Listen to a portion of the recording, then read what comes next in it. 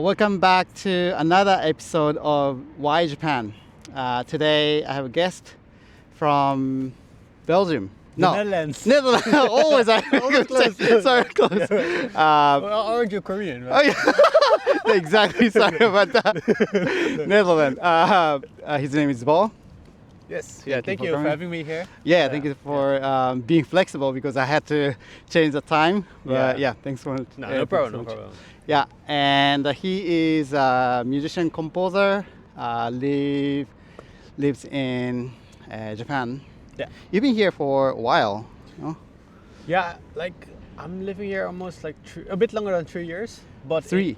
But in the meantime, I'm also like going to the Netherlands back to see my family and for some projects. Okay, So it's go back and I'm forth. always go like back for a bit similar to what you're doing. That's true. That's true. Yeah. So, and then you just came back 2 months ago. You came back from I think a bit longer, like November.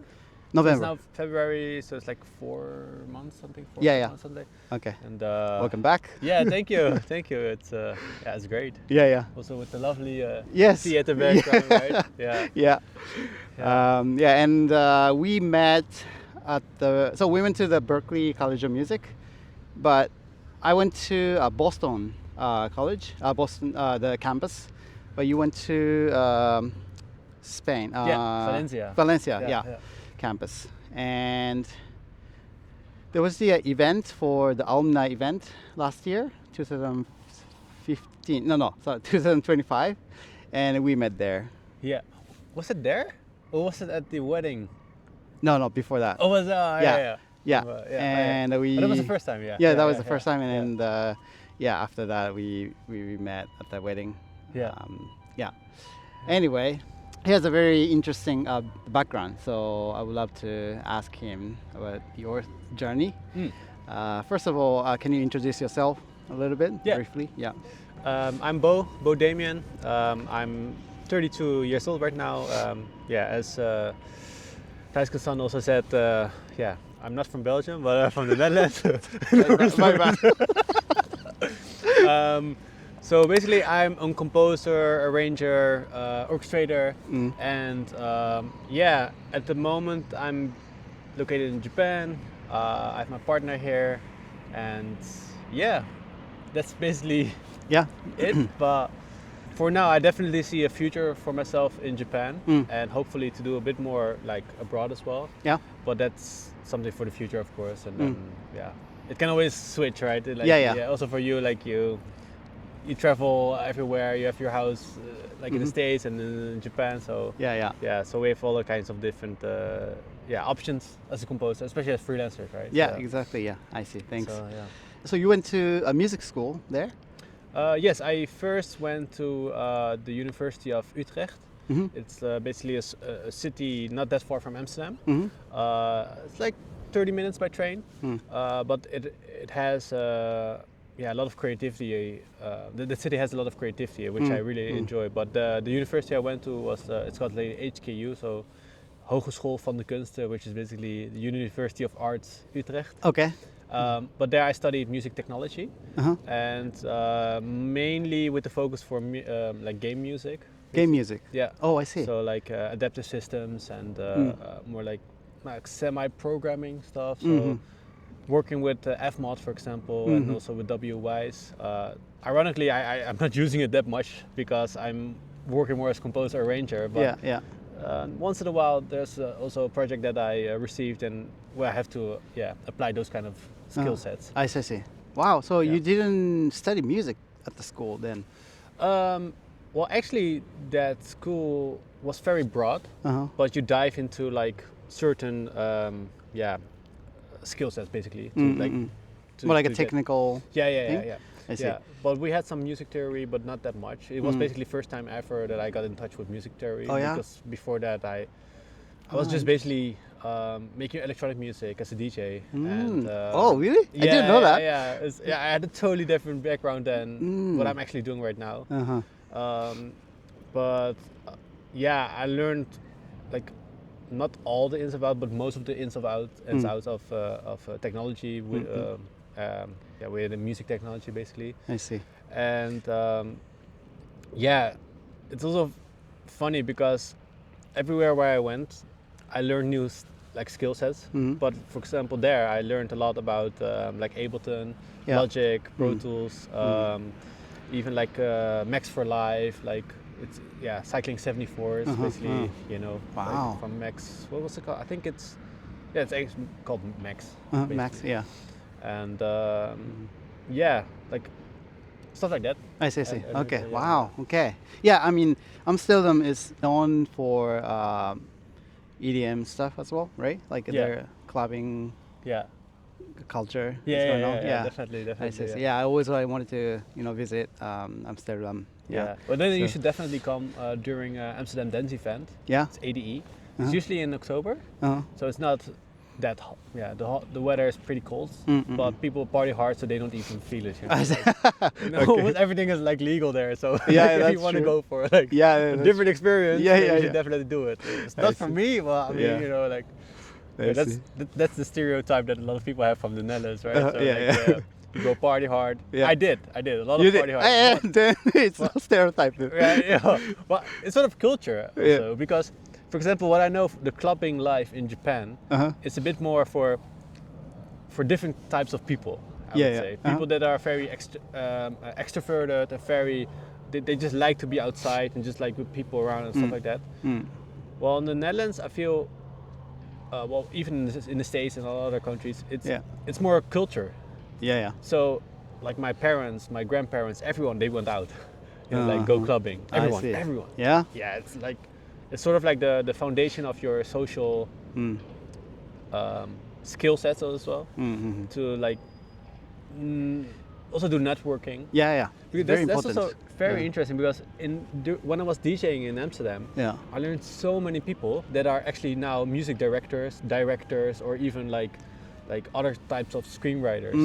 And yeah, it's just like a place where a lot of creatives come together, and then when sometimes you want to do something in life Yeah. because you like it at that moment, right? Yeah. But then maybe within 4 years, or maybe even 1 year, your interest change, right? Yeah, that's true. And that's what I noticed with Dutch people. They change interest all the time.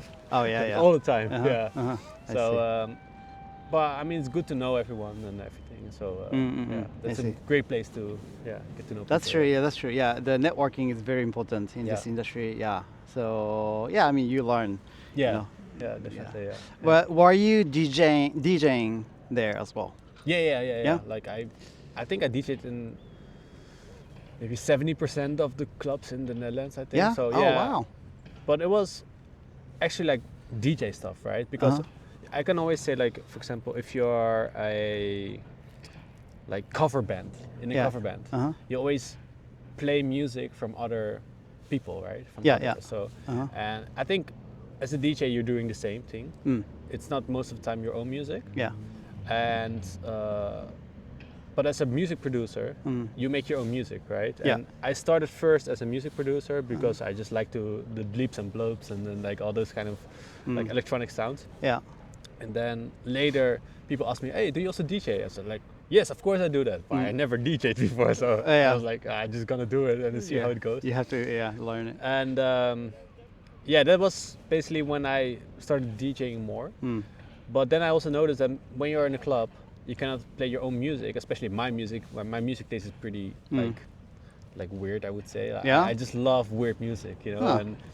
And Weird is good. Yeah, Yeah. right. And in Amsterdam, there's definitely places where you can go Yeah. to find weird music, well, cool music. And that's, for me, it's cool music. But the majority basically of the crowd, Yeah. they don't like that kind of music. So you need to find a sort of sweet spot to introduce music that you like and enjoy, but also find balance then to give the crowd what they want.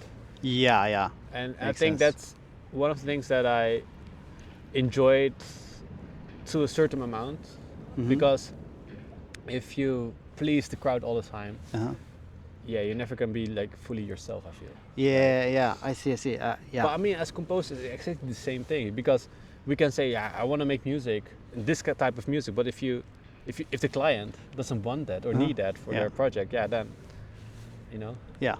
What's the point? You know. What's the point, right? Yeah, that's true. Yeah, exactly. I see. Wow, interesting. Yeah. Got it. But what was the transition? Because you're a composer now for the media. What Yeah. was the transition from DJ and music producer to composer? What happened? So the transition basically came um, a bit before COVID.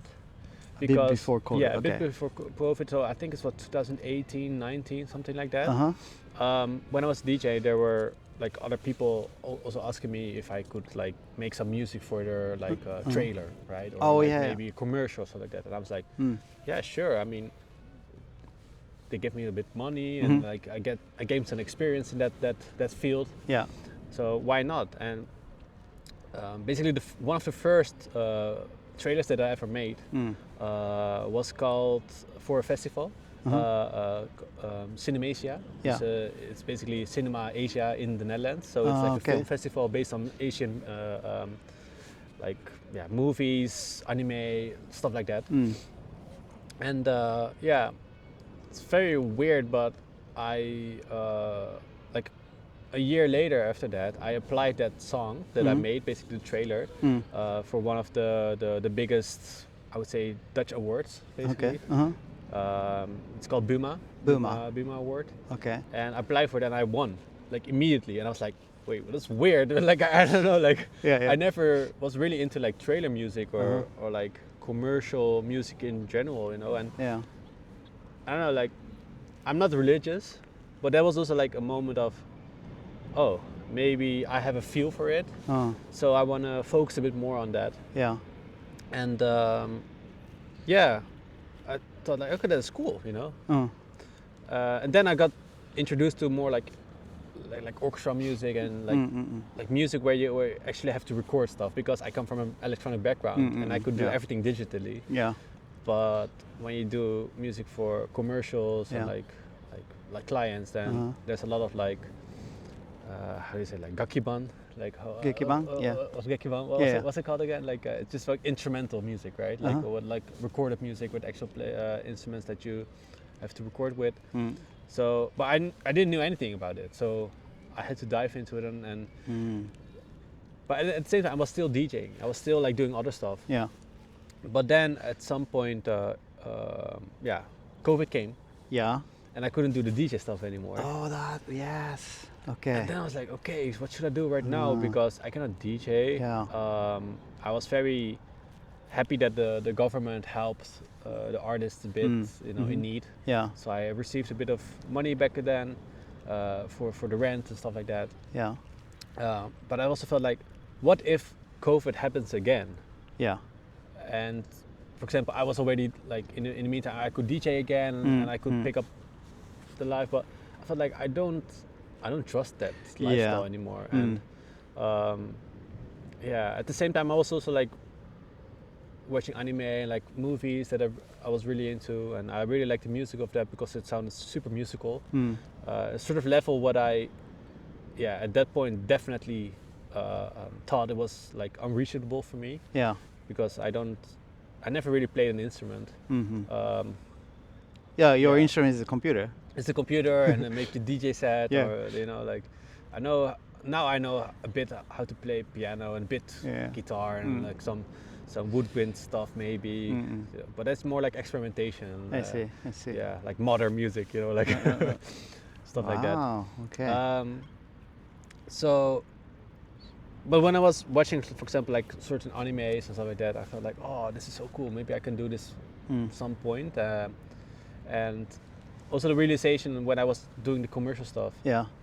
yeah, I really need to dive more into like real instruments. So then I did some research about like how most composers that are working in this field right now Yeah. are doing it, and what they did before. So for example, Ludwig Göransson, Yeah. that he first, I think he's Swedish, right? Swedish. Yeah. Yeah. So first He went did to Tenet, Black Panther. yeah, You know, and, Sinner. Creed. Yeah. Creed. and, like, yeah.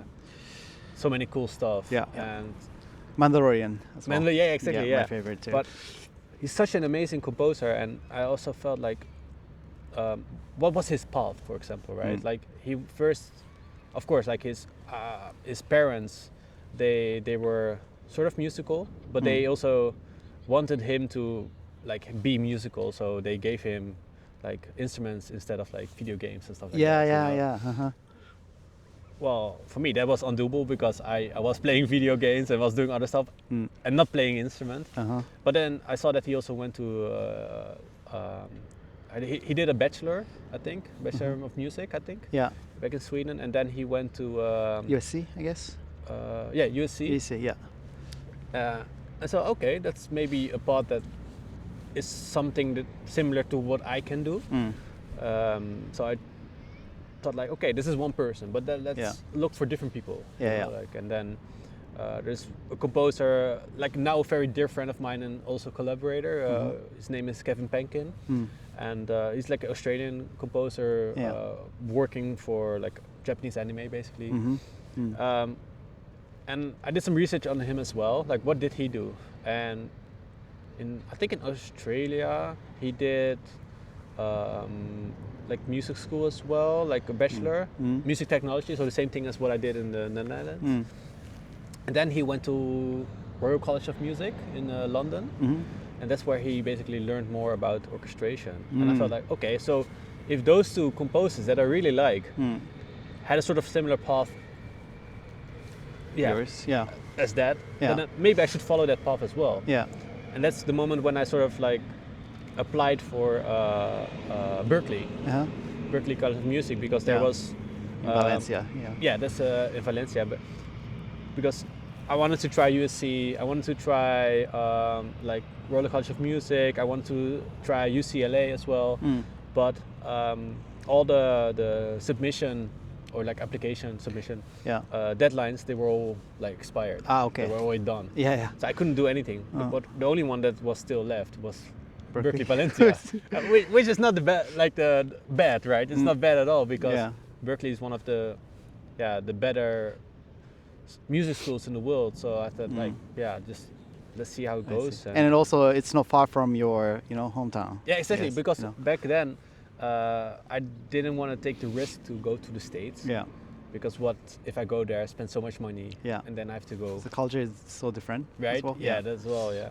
Yeah. And but then I applied, and they say to me like, can you make some pieces of music, then send it over here, and then we're gonna check if it's good or not, basically. Yeah. Uh-huh. And And you did something right. Yeah. So you got in. Well, it's funny because the program director, Lucio Godoy, Uh-huh. he checked all the music, and when we had the interview together, he said to me like, yeah, I think you did a great job with the trailer music, but when it comes to like orchestration, you really have to work on that. I was like, I see. Whoa. Muchas gracias, Lucio. I see. That's why I'm here, Yeah, right, yeah, exactly. to But- learn. And that was super funny because I was the only person Uh-huh. in my class who didn't play an instrument. Oh, yeah? The only one. Oh. Everyone, they were like amazing pianists Uh. or like a violinist, or they could, I don't know, like marimba. They can do a lot of stuff. Yeah, But yeah. I was there. Well, I cannot do anything, I'm just a DJ. I So- see. Uh-huh. But I learned so much that year because it Uh-huh. was only 1 year. Yeah. I learned how to sort of like orchestrate. I learned how Mm-hmm. to arrange in a more like, I would say musical way. Yeah. Because what maybe Hot Topic Uh-huh. or like Hot Topic, Hot Take. Hot take, yeah. To me, electronic music is not very musical. It's more sonically interesting. Okay. So like beats. There's a sort of swing which is good, which is of course that's music, but it's not. It's most of the time it's 4/4, right? 4/4 like Yeah. and this is the BPM is the same. But if you think about music, like actual music, and when it's played, the BPM is always going up and down. To end the phrase, sometimes you need I don't know, like a 5/4, Yeah. in the 4/4, maybe to like make it more Interesting. natural. Yeah, and natural, interesting. yeah. And I really thought like this is stuff that I want to learn, and that's what I learned there. And they said to me like, you shouldn't think too much about these blocks of 4/4 because that's electronic music. Yeah, yeah. It's easy for DJs to mix and stuff. Also, like that. pop music as well. Exactly. same. Yeah. And Yeah, so it was amazing. I didn't sleep much actually that year because it was like a master degree, but they put 2 years in 1 year. So I had to do everything in 1 year. Wait, it was supposed to be 2 years, Yeah. and then they made it shorter. Yeah, I Or- think one of the reasons is because you know how it is with Berkeley, like the how do you say it, like the fees are so high. Yeah. It's so expensive. Uh, So they try to like push it in Ah, 1 year, so it's a bit more Ah. affordable, which is still not super affordable. In well, my let's opinion. say you got the cheaper, good deal, or a the better deal- deal. Yeah, that's what I mean. Yeah. Yeah. Yeah, so I don't know, like I was also so motivated to learn, right? Yeah, So instead of sleeping, I Yeah. did more research, Uh-huh. and I made so many see. mistakes as well, like musically there, and I'm so happy that I did that. I see. Mistakes is great though. Like Yeah. you learn. Yeah. You learn from it. One of the biggest mistakes I made, but that was also because I didn't have the knowledge. Mm. So I had to make a brass quintet piece, Mm-hmm. and it had to be a bit like comical, so funny. Yeah. So yeah, for example, when you use the tuba and you you know, it's a bit like funny, right? Mm-hmm. But I did that, like from the beginning to the end of the song.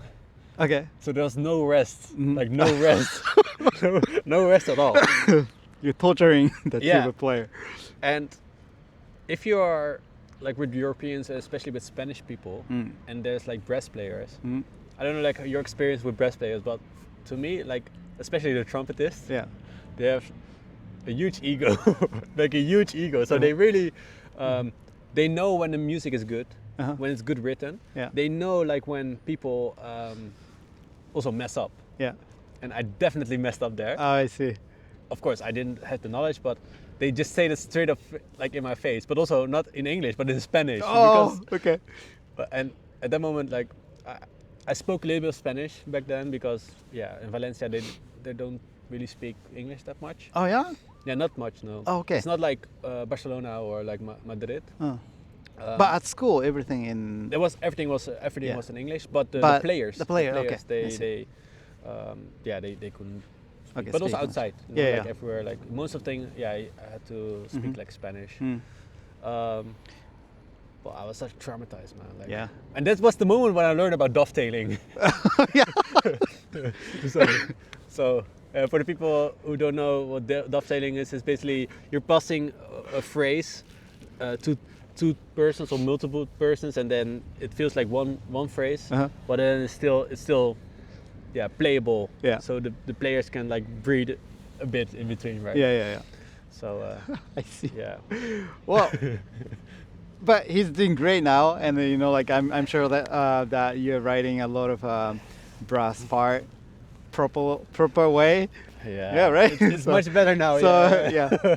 he taught Yeah. you then. Yeah, it was. I'm very happy that I made the mistake back then instead of in the studio, Mhm. like for a professional project. Yeah. Because then, I see. Gotcha. then the directors they might don't want to work with you again. You never know, right? Yeah. Yeah. I see. Wow. Yeah. I see. That's interesting though. So, if COVID didn't happen and then you didn't study at Berkeley, Yeah. Valencia, and maybe you are doing the DJing or something, Could be, or maybe Right. something totally different. something else. I see. Because I think one of the biggest struggles as an artist, Yeah. or as a composer, Mm. or as a creative, Yeah. you're always looking for that sort of sense of stability, Mm-hmm. which is never there. Mm-hmm. So you always have to find your projects. Yeah, You always yeah. have to connect with new people. Yeah. It's very unlikely, for me at least, to like work with people constantly Mhm. for a very long time. Yeah. What's more likely is that people would like to work with me for a certain project, Mm. then I don't see them for a year Yeah. or maybe a couple of months, Mhm. and then they ask me again because they think this project fits their my sound. Yeah. And that's sort of like the freelance work. I Yeah. think. Yeah. I mean, you can work in a company, Mhm. or you can have like a manager or maybe like an agent. Mm. But then it's always like you have to give a bit and you have to take a bit, like, Yeah. sort of sense, right? So Yeah, you have to that's do it true. together, and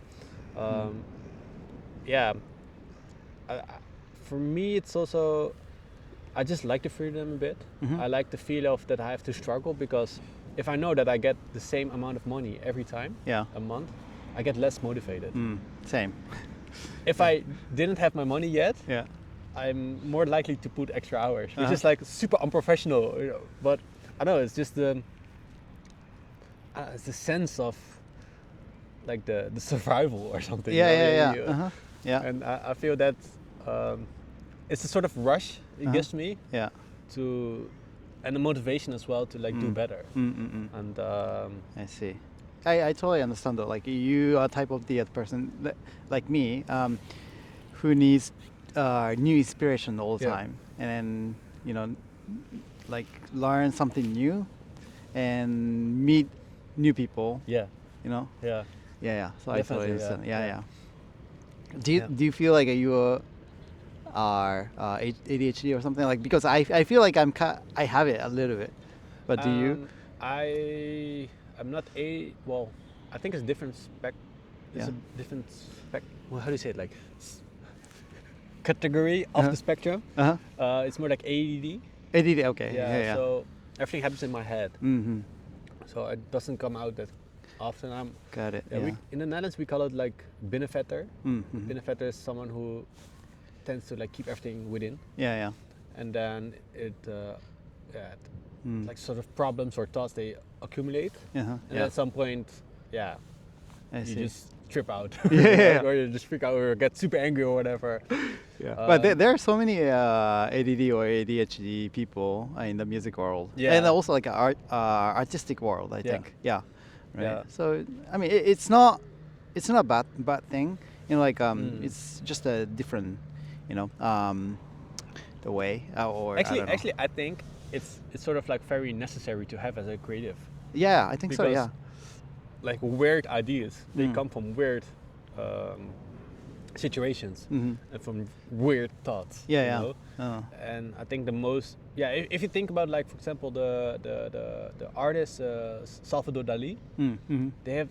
he had like all these crazy like ideas, and if you go to, I think it's Barcelona, I'm not sure, Mm. or is it somewhere else? I'm not sure, like, actually, but Okay. there's also like a house where you can go of him, and then you see all this crazy stuff, and Yeah. like super inspiring, you know? And I should go. yeah, I should go visit. or the Dutch Van Gogh, Uh-huh. Van Gogh, right? Yeah. A crazy dude who, had all these amazing ideas. Mm. Never got the recognition until he died. Mm. After he died, he got all the recognition. Yeah. And probably there's also something that he had. Yeah. Like all these crazy thoughts and things that made him so creative. So when I was younger, I felt the ADD or the ADHD thing was sort of like a burden. But now I see it as Gift. as a gift, basically. gift, Yeah. We're proud. Yeah, definitely, Yeah, definitely, yeah. Gotcha. Wow. Okay. So interesting. But okay, now here's a question. So you are doing, DJing first, and then like learn at the Berkeley Valencia. Yeah. But now you live here in Japan, and why? Like why Japan? Like what brought you to Japan though? There's a couple of things, because the Netherlands, it has a huge like DJ scene. Like the best DJs in the world Yeah. are from the Netherlands. Mm-hmm. Back in the day when I did more like electronic music, I also released at many Dutch labels, like big labels. For example, Stamped Records. It's the label of Martin Garrix, like the #1 DJ in the world. Okay. I did with a lot of labels, like big labels in the Netherlands.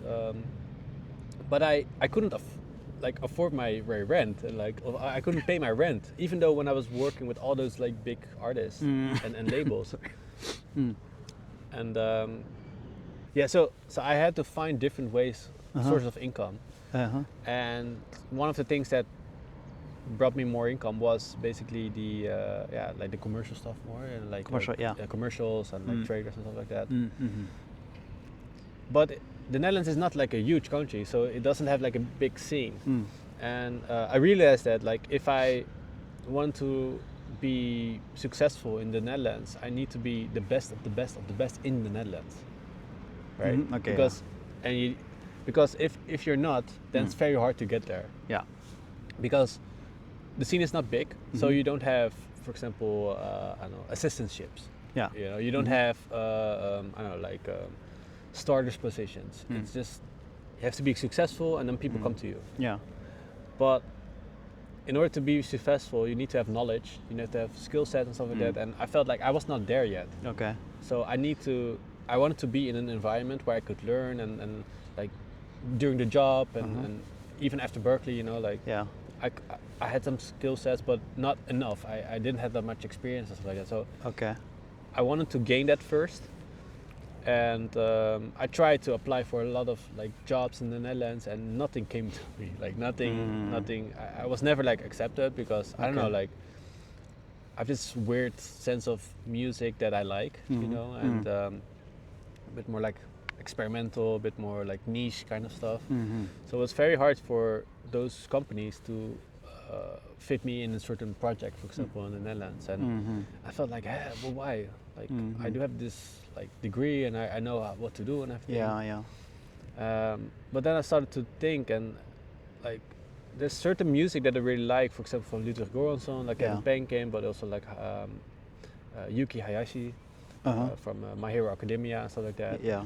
And there was sort of like a hybrid sound because there was some EDM in it, there was some electronic music, there was some great orchestration. I felt like, oh, maybe that's something that fits a bit better to me because I already have the electronic background and then also by Berkeley like degree and stuff like that. So maybe I can like morph it and make it a bit more hybrid. Yeah. So I was like, okay, so then I have three choices then to like learn. If I want to be an assistant or something like that, I have three choices. I can go to London, which is closer to home. Yeah. The music is a bit more like delicate there, you know, so you don't have that much like electronic hybrid kind of stuff. Yeah. Or like a Yeah. orchestral. Right. Yeah. Then I have LA, which is very like bombastic. If I think about another Dutchman, for example, Tom Holkenborg, you know, like Junkie XL. Junkie XL. Yeah. He had amazing period of like his style, which became very big. I feel with 300 and some other like cool movies, which is cool. But for me, it felt a bit like one-dimensional. So it was always like the Hollywood sound. You know? Yeah. And then there was Tokyo. Well, of course, LA. Like, there's a lot of different stuff, but at that moment, that's what I thought, you know. But then was Tokyo, and I feel like if you look at anime music, there's like literally everything, like all kinds of music, from delicate music, which you can find, for example, in London, to the bombastic LA music, which can be like which you can find in like fighting scenes or like battle scenes and stuff like that. Like great orchestration, great harmonies, and I felt like, wow, this is like a sort of level of musicality where I would like to learn more about, you know. And then I just applied for like assistantships and stuff like that, and see if I could help people. And at some point, somehow like people in Japan were more interested in me than when I was try to do it in LA or in London. And I felt like, why is that? I still don't know until this day. I still don't know, but I think it has to do with my electronic background, because if you think about like most electronic music comes from, well, not most, but a lot of electronic music comes from Japan, because if you look at all the synthesizers, most of the things are also started here basically. And that's why the electronic music is also so implemented in the scene, I think, of Japanese music. And even like great pianists as like Ryuichi Sakamoto. Yeah. He had the what's it called? The yellow. YMO. Yeah. Yellow Magic Orchestra. Yellow Magic Orchestra. I think so. Yeah. Well, YMO. Yeah. we have to. Oh sure. YMO. But even like Sakamoto-san, he was so interested in electronic music. Yeah. You know, and I think that's just super cool, because I feel like in the Netherlands it's a bit more like separated, because you have like the classical music, there's a huge like hall in the Netherlands which is called the Concertgebouw. It's amazing, it's beautiful. There's all the orchestra pieces are being played there. And if you're ever in Amsterdam, please go there. It's amazing. Also for you guys who are watching, it's amazing. But then there's like the hip hop scene, and there's like EDM scene, but they are so separated from each other. I see. For me, like I love all this kind of music, you know. So I feel like in Japan everything is more accepted and more like morphed together. Everything, I so see. it just fits me better, I think. I see. But for everyone it's different, right? Like, that's what a lot of people also ask me, like, how did you make it in Japan? Like, well, I didn't even make it in Japan. I'm very fortunate that I can work here and I can do my stuff and I can help people and I can collaborate. But the main reason why I think people were interested in me is because of my electronic music, not necessarily that I went to Berkeley, because my orchestration skills are okay, but it's not like Evan Call style, you know, like Evan Call level, Call. you know. Yeah. It's not like Kevin Penkin level, and I'm aware of that, but you need to have something different. I feel in order to like.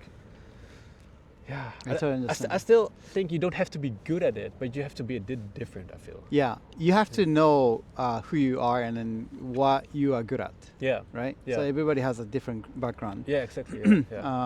So yeah, definitely the composer you are working for, you know, they found something interesting or unique that they didn't have, I guess. Yeah. So, and then also, you are very nice.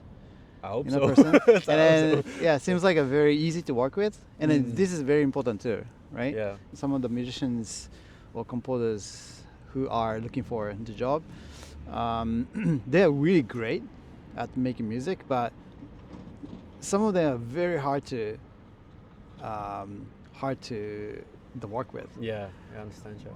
Yeah. And if they are independent, it's okay. But like if they have to work with someone in a team, and it's very important. Yeah, to be easy to work with. But I think that's also one of the strongest parts of Japanese society is it's not about you. It's about the community. So you're always looking in a way to help each other or the project or the group or the thing. Yeah. It's not about, oh, look at me. It's not about like ore. Right? Like me. Yeah. No, it's more like, how can I help you reach the goals that you have in mind, sort of way.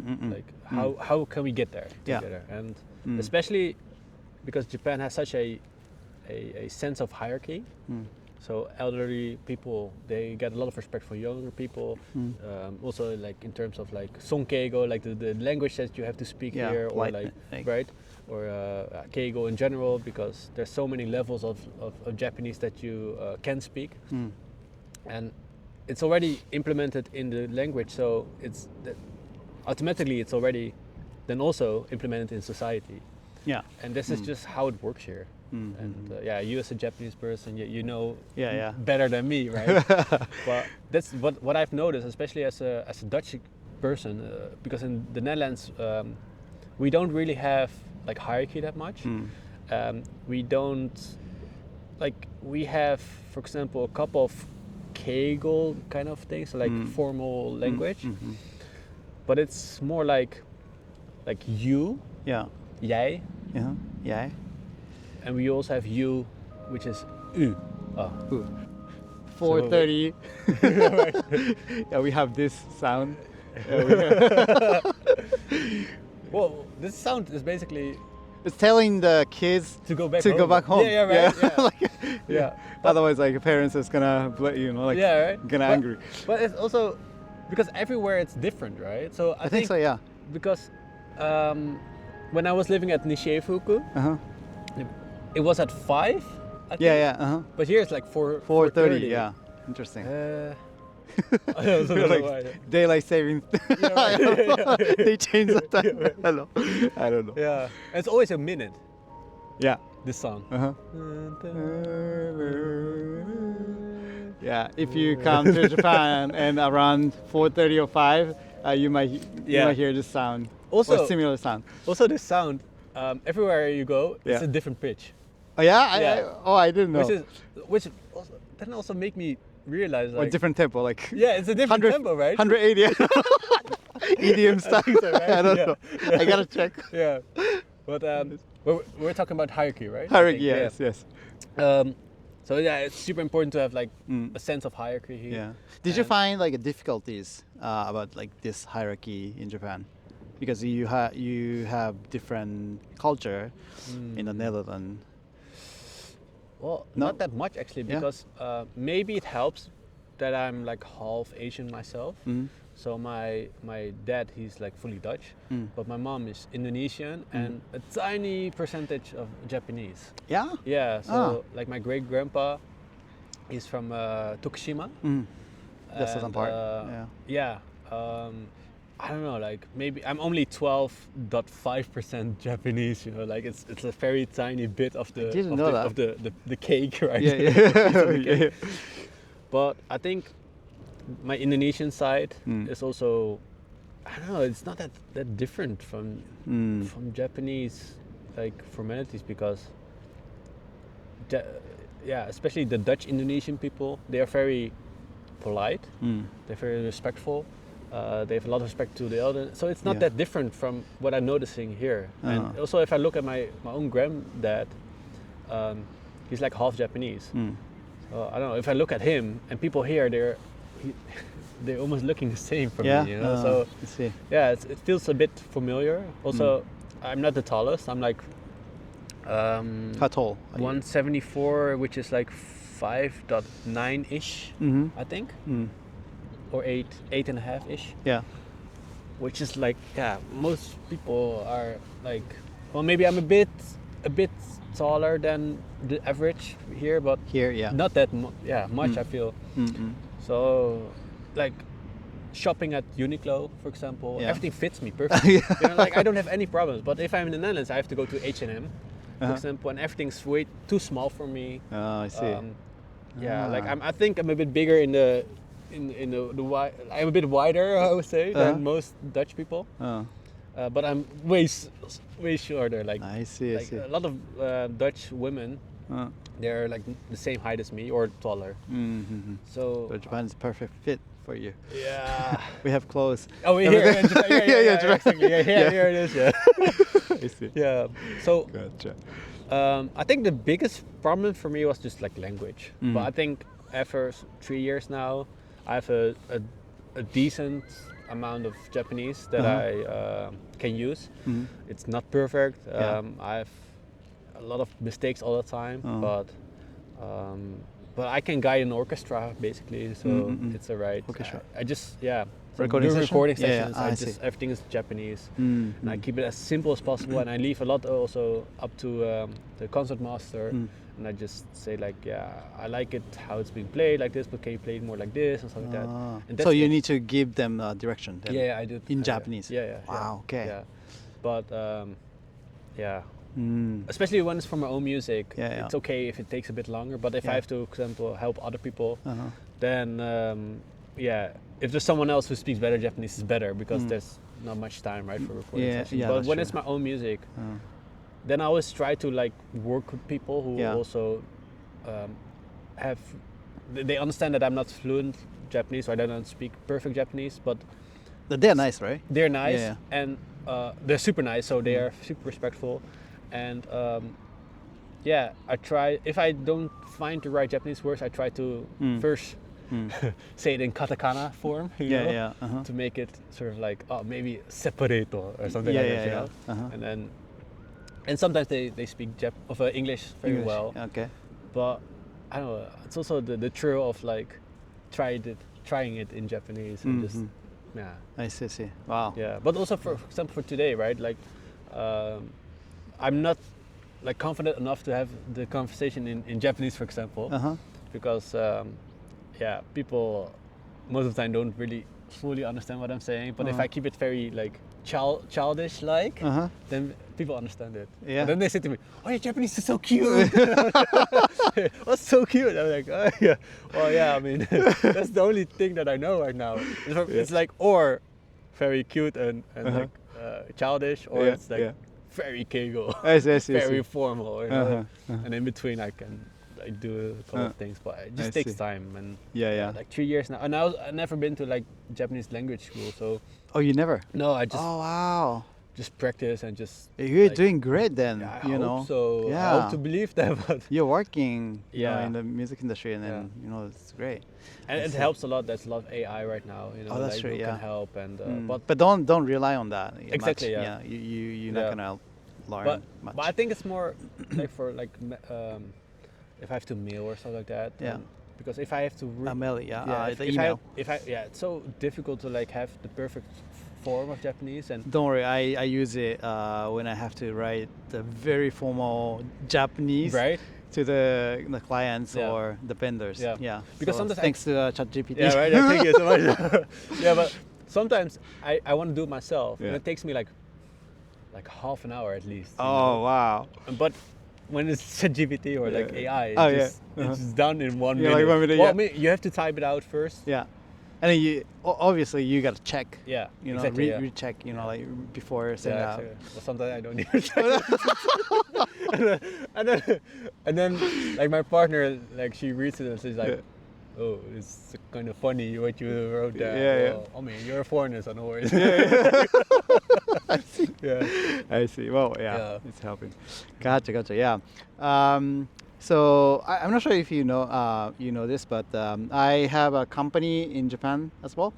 It's called Tokyo Sound Link, and we organize orchestra remote recording session or Japanese instrument recording session to non-Japanese people or composers outside of the Japan. And I noticed some difference between Japanese orchestra or recording session and European or Americans. But do you feel any difference? Because Yeah. you did have some recording session in Spain, right? Yeah, in Spain, Spain. Macedonia, Yeah. Bulgaria, Yeah. London, Japan. Oh, a lot. Nashville. Nashville. So yeah, it's for every project they need a different sound. So I we're see, always see. looking for a certain type of playing because for example in in East Europe they're very good with like odd signatures I think, and they with quick playing or something like that. And in Japan they are beautiful with harmonies, I feel. Harmony. So like every country or every like culture basically, they have their own like background of music. So we try to profit from that. Yeah. That's a huge difference. Like a Oh, yeah? huge difference. For How? example, Like what? How different? It's there's communication of course. Yeah. Which is totally different. Some cultures you have to be extremely direct, and sometimes you have to be In Japan? Well, outside of Japan, Oh, it's outside more of like you have to be Japan. very direct. Yeah.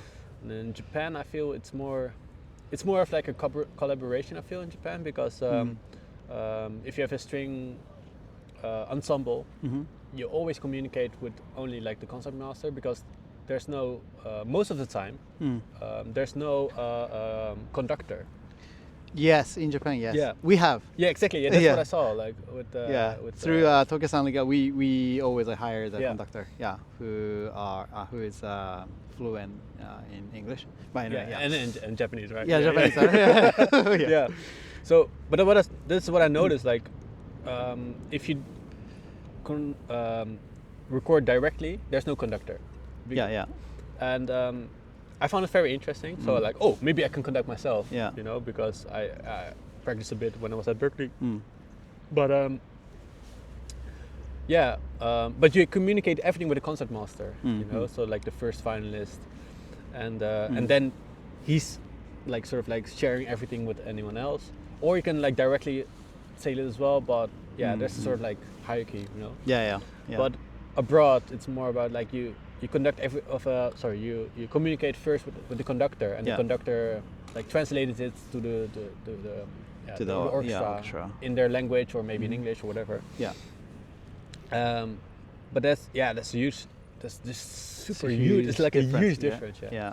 Yeah. What I like about Japan is what I mentioned is the sound is it's like super close to perfect. You know. Oh, in if- Japan? Yeah. Okay. It's, people are super skilled here, I Uh-huh. feel, and they and what's also a big difference is that they treat recording sessions here as performances as well. Mm. So you can sort of like assure that most of the time, if the score is very good prepared, of course, Yeah. within 3 takes you have it. Within at least, sometimes even within 1 take or 2 takes. Yeah. And I feel, Wow. for example, if in East Europe it's a bit different. They want to like get the feel of the music first, and then you know, like you have 4 or 5 takes To get used to it, you know, yeah. and then you can decide yourself. But see. in Japan, most of the time when you record, there's also like an music editor right at the spot, so they already check the best takes, so you don't have to take select Okay. after recording session. Uh-huh. Maybe if you don't like it, you can ask like, hey, can we change it up for a different take? Yeah. But yeah, that's what I noticed, like in East Europe and other other orchestras. Yeah. They give you the stamps, Yeah. of, like all the music, the recording, and then you have to like select your own takes. and Yeah, yeah. It's a bit more work. Uh-huh. So I think that's from both things it's good. Yeah. But if you're rushed in time and Yeah. deadlines and stuff like that, then I think recording in Japan is amazing because, yeah, you can just leave it up to the professionals there. Yeah, yeah, you know, which and is- you can save time too. Yeah. Yeah, I was the last year, 2 years ago, I think. I was in a recording session in Japan, and then I saw the engineer and an assistant engineer. Yeah. You know, like, Yes. and right after the recording session is over, Yeah. basically the best take, you know, was there. Yeah. So the composer or like editor or something, like, they didn't need to do anything. Yeah, You know, exactly, it's already there. Yeah. So I was so shocked. Yeah. In a good way. Yeah. Yeah, exactly. And that's also something which is very good to consider because, for example, it can be cheaper to like record elsewhere than Japan. Yeah. But then you have to hire other people Yeah. to make the finishing touch to the recordings, to the takes, and to the mix Yeah. and stuff like that. But here in Japan, most of the time, the mixing engineer is also the recording engineer, and they have their, as you mentioned, the Yeah. assistant engineer as well. Yeah. So it goes so quick after each other. Like Yeah. it's within like 1 week, and you have from recording to final mixing, project. yeah. It's within 1 week most of the time. Yeah. Yeah, it's crazy quick. Yeah. I It's see. really really amazing. Yeah. So that's the difference between. I see. Gotcha. Yeah, and also it's just great to experience it in Japan because it's just different. The vibe is different. I feel it's a very unique experience. Yeah. How about the sound wise? Do you feel difference? I think there's a huge difference between sound because in Japan you don't have like huge halls. Huge. Yeah.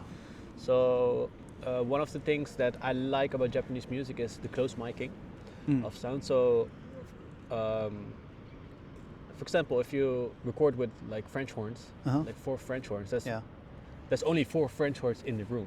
So there's no like strings, there's no like woodwinds. It's only them.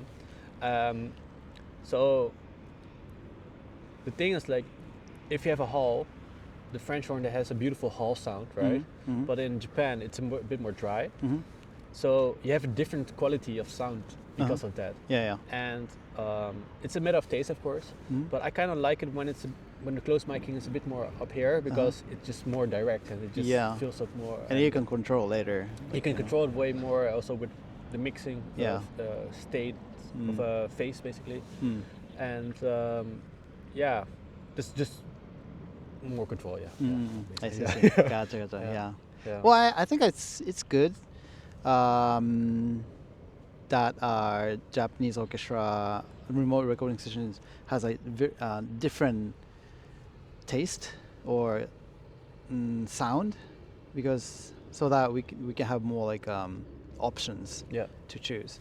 Definitely, So I feel same. Like, when I hear the sound at the remote recording session, and this is very different. Yeah, but the composers and also music production are always looking for something different. So I think it will be a great choice. Options. Yeah, definitely. Yeah. I see. it's getting close to the 1 hour, so I can wrap it up. But do you have any thing you wanna? What's your goal, or if you have within, I don't know, 1, 2 years, 3 years, I don't know. What's your ideal way or ideal project you wanna get involved? So, in the past 3 years, I've been like learning a lot in of Japanese music, Japanese culture, and stuff like that. It's been a like great journey so far. Yeah. But most of the time, I was just always helping other people. Yeah. So as an arranger, orchestrator, additional composer, and yeah, this is the first time actually this year that I'm doing more like main composer stuff. Which is like which is like very exciting to me. It's a bit how can I say it, like a bit scary as well. I mean, there's more responsibility, but that also means that I can work with the music director or like my agents and stuff like that. So which is also very fun. Yeah. But yeah, it would be great if I can do more like main composer stuff. But I really appreciate the orchestration and stuff as well, and like arranging work as well, because I learn so much from other people. And yeah, up until that moment, I just keep doing that. But of course, when I get my own projects, then yeah, I'm gonna focus more on that, and then I hope to give other people more chances as well. For example, people who come to Japan or like who want to try new things, you know. Also, that's one of the things, because I got a lot of like questions from people, like how did you do this? How did you do that? And I always want to help people as much as possible, but within my own like deadlines that I have, or within like my own life, it's sometimes super hard to like respond to everyone. So yeah, I hope that this like as a podcast also can be helpful of course, for those people. That's true. Also, Berkeley asked me a lot. They asked me a lot, like, hey, how did you do this? Can you connect those people with those people? And so that we can help. And yeah, sure, of course. But yeah, there's a lot of people at Berkeley as well who want to try it. So yeah, I would like to help everyone, but it's hard to help everyone all the time. That's true. But yeah, hopefully. But it makes it easier if I get my own projects, because then I can like pass it on to the next generation, for example, as well, right? And just like give opportunities. And I think that's just how the cycle works. That's what I always feel like. Don't reach out to the most successful people. Reach out to people that have potential to be successful, right? Or no, or get. So meaning I can reach out to you. Well, so like, or vice versa, right? Vice versa.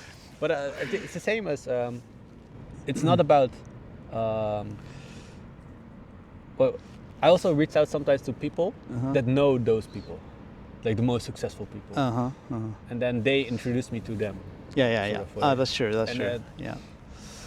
But that's more like strategically. But then I end up having like amazing friends, and I work with those people who are not the most successful people, but more the for example, the assistants of those successful people.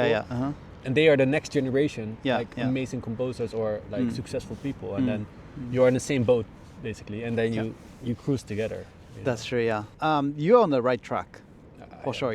I feel I know you, and also I know you are in the community, and then those community looks like very, like they're very good community. Very also supportive, and, very talented, people in there. But and that's the thing, like to get back to like the conversation as well, what we spoke earlier. It's everything is very accepting to chill people, people who are easy to work with, people who don't show too much that they want to make it in the industry. It's more about helping each other out.